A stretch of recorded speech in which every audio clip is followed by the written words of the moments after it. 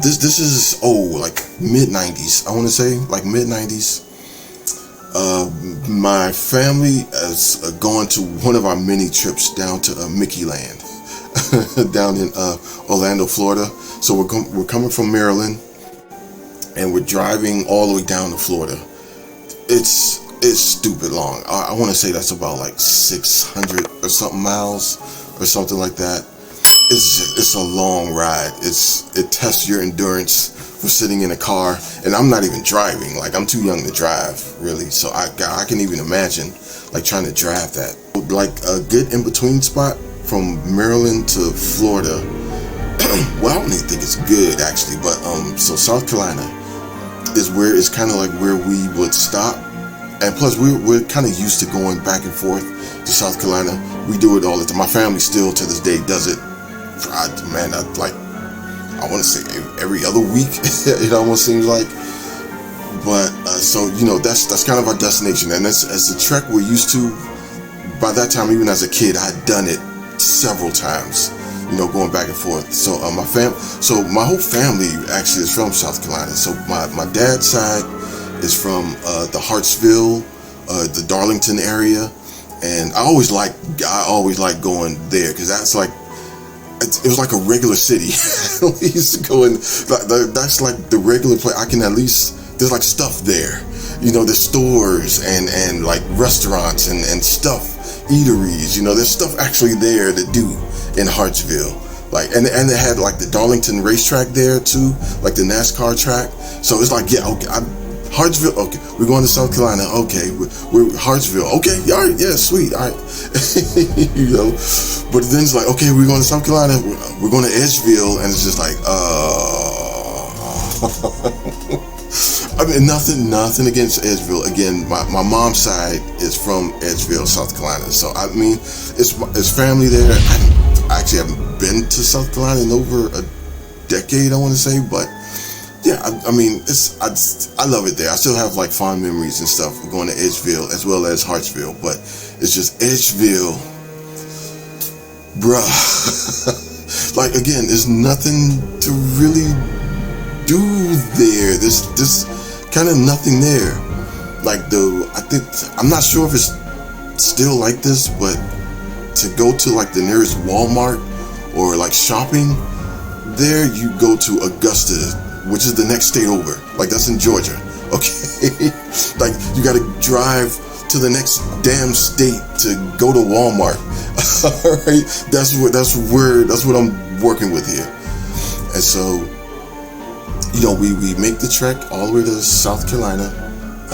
We go to Edgeville, and normally like south of the border, anybody who drives 95 south and like goes to South Carolina or like down south there knows south of the border is like this huge thing when you're crossing over from North Carolina to South Carolina, and it's all lit up and it looks like shiny. It looks like it's something cool. It's something, but it's not. It's just a rest stop basically. But still, like when we see south of the border, normally it's just like all right, we made it, because Hartsville is right there. It's like right past the South Carolina border. I want to say it's like a half hour to 40 minutes past like south of the border or whatever. So normally it's just like, all right, yeah, we made it, we're here. But when you go into Edgeville, it's like another 2-hour drive down there, because we're going to the middle of nowhere. You heard a bump nowhere. That's kind of Edgeville. I mean, again, no offense. I love Edgeville. That's my people's, but like, anyway, we make it there and it's nighttime, and so one of my mom's cousins has a kind of like a mobile, like a trailer, like a mobile home there off the side of the road, or the side of this stretch of like a country desolate highway. And so, but she has like extra rooms or whatever, and so we make the rounds though. There's like this house that my great grandfather built. That's I don't know if it's still standing now, but like that's where like our family, we have family staying there still, and so that was kind of like the main kind of go-to there. Like so we stop there, we make the rounds, and by the time we get to the mobile home, it's like really late, it's dark, and plus you're like, okay, we got another like 5-hour drive from South Carolina to Orlando. So, let's go ahead, get in the bed and, get some rest so we can like get up and hit the road again tomorrow. The layout of the trailer is the trailer is sitting right next to the highway, but it's not facing the highway. It's kind of like facing off a bit. It's like facing in the direction of the highway. So it's like the highway, the side of the house, the side of the trailer, and the front door is facing like the trees or whatever. And so it's nighttime, right? And I remember vividly, I was watching Cartoon Network. I was watching the old Cartoon Network, so it was like 11 o'clock, midnight going on, I want to say, or a little past midnight. And so they was playing like Popeye and like all those old like Fleischer cartoons and stuff, right? This is the 90s, before Adult Swim, before Toonami, before all of that, right? And so I remember I'm at the front door is right here. The TV is right next to the front door. And I'm on a couch. I'm on a sofa, just laying down on the sofa, watching the TV, drifting off to sleep. And so again, this is South Carolina. This is like the South, the South, like the South. You gotta say it with an F, like the South. So the front door is just wide open. We're in that deep South where like the front door is just wide open. Nobody even thinks about like closing the lock in the door. I'm from up north. I'm from the Maryland, DC, Virginia area. So we make sure the doors is locked, the alarms are set. You know what I'm saying? The guns is cocked. Like I'm coming from that kind of mindset, and it's always tripped me out because it's not the first time I've stayed down south by that point, but yeah, it always tripped me out that the front door is just wide open. Yeah, why ain't nobody coming here? Who gonna come out here? Ain't nobody out here. You know what I'm saying?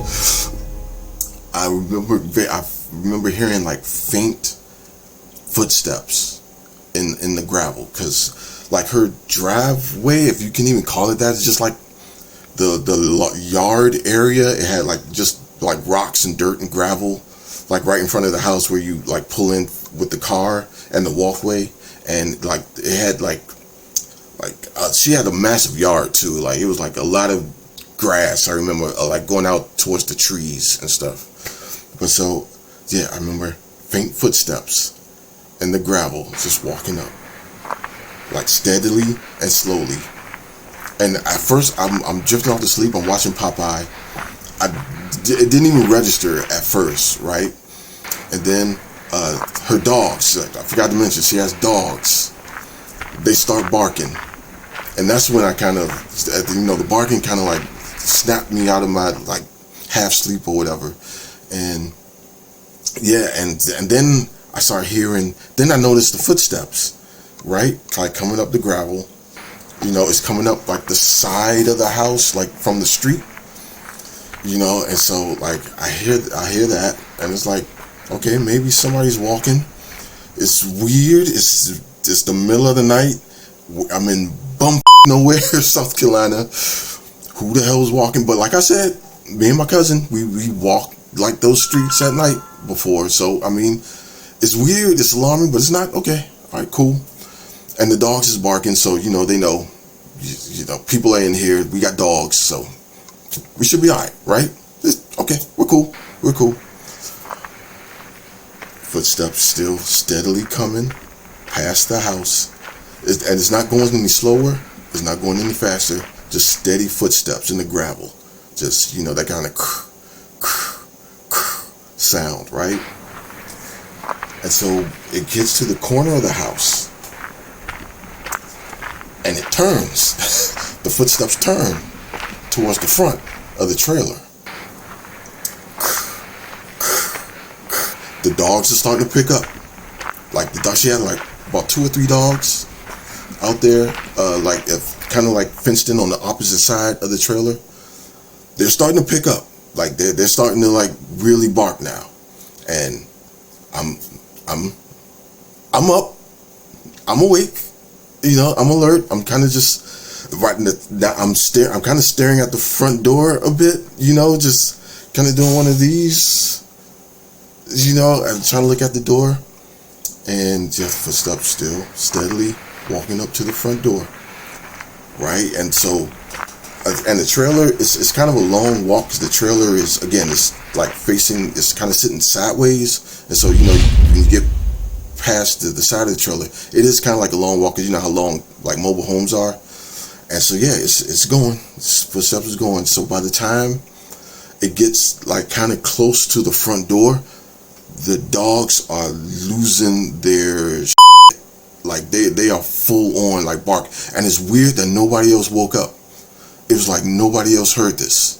That's what's kind of chilling about this, because I'm expecting my cousin to come out the room and be like, you know, what's some dogs barking for? Or, oh, that's so and so is coming. So and so must be coming back because I hear them dogs, whatever, right?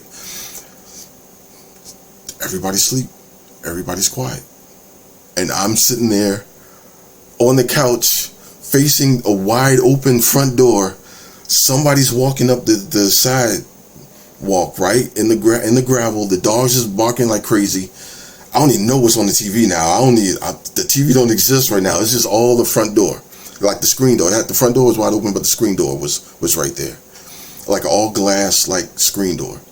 And so by the time the footsteps, like it's the same. It didn't slow down. It didn't speed up. It's the same methodic footsteps, and they get right up to the door, like I should be seeing who is there right now. It gets right up to the front door.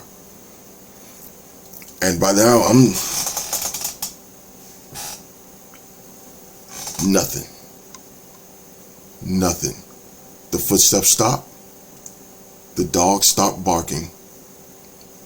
And I'm sitting there, staring at the darkness of night through the screen door. It's silence.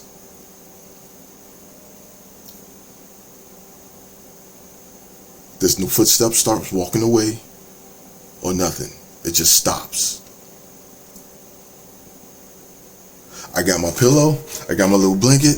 My mom and dad was sleeping in the next room. I picked up. I went in there. I don't know. She had some kind of like little like extended chair type of like love seat kind of things in it. I